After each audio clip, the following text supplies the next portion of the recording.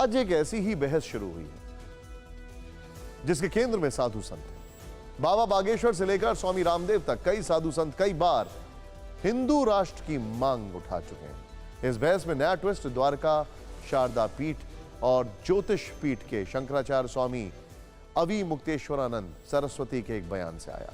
हिंदू राष्ट्र की मांग के बीच स्वामी अवि मुक्तेश्वरानंद सरस्वती ने राम राज्य की बात करके पूरे डिबेट को नया एंगल दे दिया है।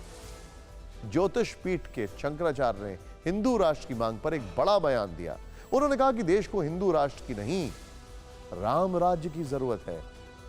स्वामी अवि मुक्तेश्वरानंद सरस्वती ने हिंदू राष्ट्र की तुलना राम राज्य से क्यों की, इसके पीछे उन्होंने कुछ तर्क दिए हैं। सबसे पहले आपको उनकी बात सुनवाते हैं, फिर हिंदू राष्ट्र वर्सेस राम राज्य की बहस के दूसरे पहलुओं पर बात करेंगे। हिंदू राष्ट्र से क्या हम उस लक्ष्य को प्राप्त कर सकेंगे जिस लक्ष्य को हमारे पूर्वजों ने प्राप्त किया था और जिसकी हम सदा से कामना करते हैं? शायद नहीं, क्योंकि गोलबंदी का जमाना है।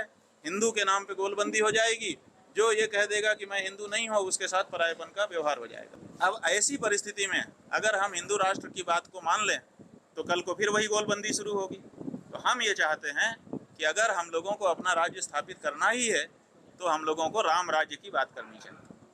राम राज्य की विशेषता ये है कि वहाँ कोई अपना कोई पराया नहीं होता है, वहाँ पर सबके साथ न्याय होता है, न्याय का राज्य। कलयुग में राम राज लाने के लिए तो बड़े जतन करने पड़ेंगे। ज्योतिष पीठ के शंकराचार्य की बात आपने सुनी।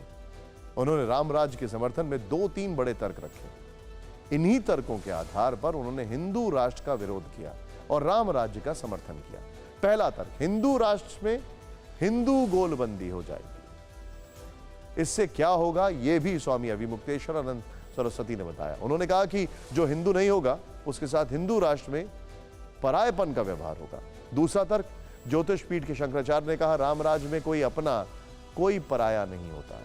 तीसरा तर्क, उन्होंने कहा राम राज्य में सबके साथ न्याय होता है। राम राज्य का मतलब न्याय का राज्य। यानी कुल मिलाकर राम राज्य को पूरी तरीके से उन्होंने अपने तरीके से डिफाइन कर दिया है। लेकिन राम राज्य को लेकर अब एक नई बहस छिड़ गई है। यह हम सबके सामने है। इस सब के बीच में यह पहली बार नहीं है, यह पहली बार नहीं है जब ऐसा जिक्र किया गया है, क्योंकि कई बार ऐसी बातें की जा चुकी हैं। लेकिन पहली बार ऐसा है कि राम राज वर्सेस हिंदू राष्ट्र, यह आमने सामने की बहस छिड़ गई है। अब इस बहस में 2 अलग अलग तरीके के लोग इन्वॉल्व। एक तरफ साधु संत हैं और दूसरी तरफ बाबा बागेश्वर है। मेरे बागेश्वर धाम के पागलों, एक बात तुम अपनी जिंदगी में याद रखना, जिस दिन गुजरात के लोग इसी प्रकार संगठित हो जाएंगे, भारत क्या, हम तो पाकिस्तान भी हिंदू राष्ट्र बनवाएंगे। भारत छोड़ो। यहां के लोग कहते हैं कि हाउ पॉसिबल हिंदू राष्ट्र, ठटरी के बरे नक्कटा। हिंदू राष्ट्र था, है और रहेगा।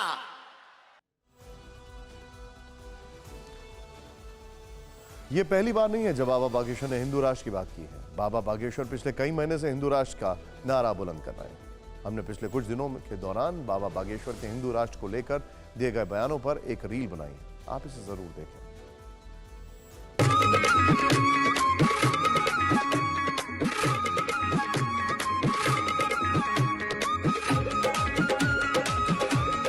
वह भारत के अंदर की अखंडता ना खंड खंड हो, इसलिए भारत को हिंदू राष्ट्र बनाना बहुत आवश्यक है। अब तुम्हें डरने की आवश्यकता नहीं।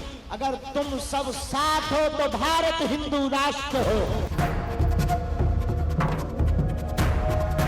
भारत हिंदू राष्ट्र था, है और फिर से घोषित होकर रहेगा।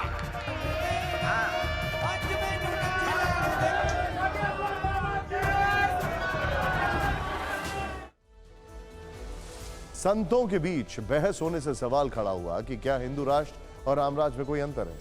सवाल यह भी पूछे गए कि राम राज्य आखिर है क्या। राम राज्य का जिक्र तुलसीदास जी ने रामचरितमानस में कई बार किया है। हम आपको रामचरितमानस की सिर्फ एक चौपाई के बारे में बताते हैं। और इसका क्या अर्थ है ये देखिए जरा। राम राज्य में किसी भी मनुष्य को दैविक और भौतिक समस्याओं से परेशान नहीं होना पड़ता है। सभी मनुष्य आपस में प्रेम से रहते हैं। वे नीति और मर्यादा में तत्पर रहकर अपने अपने धर्म का पालन करते हैं। राम राज्य की अवधारणा का जिक्र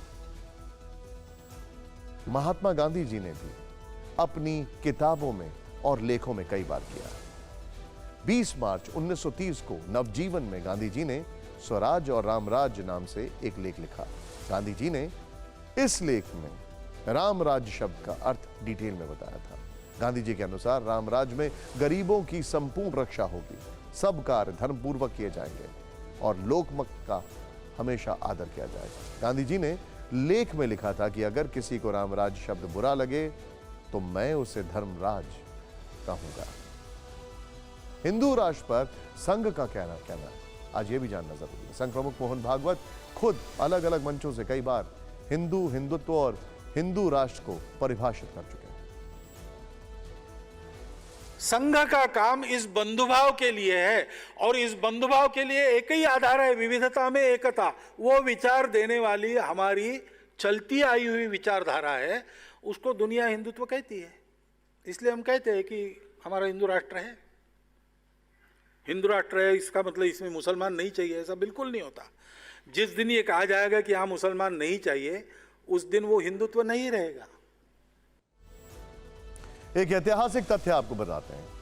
विनायक दामोदर सावरकर ने 1923 में एक किताब में हिंदुत्व शब्द का जिक्र किया था। इस किताब में सावरकर ने लिखा था कि भारत हिंदुओं की पितृभूमि है और पुण्य भूमि है।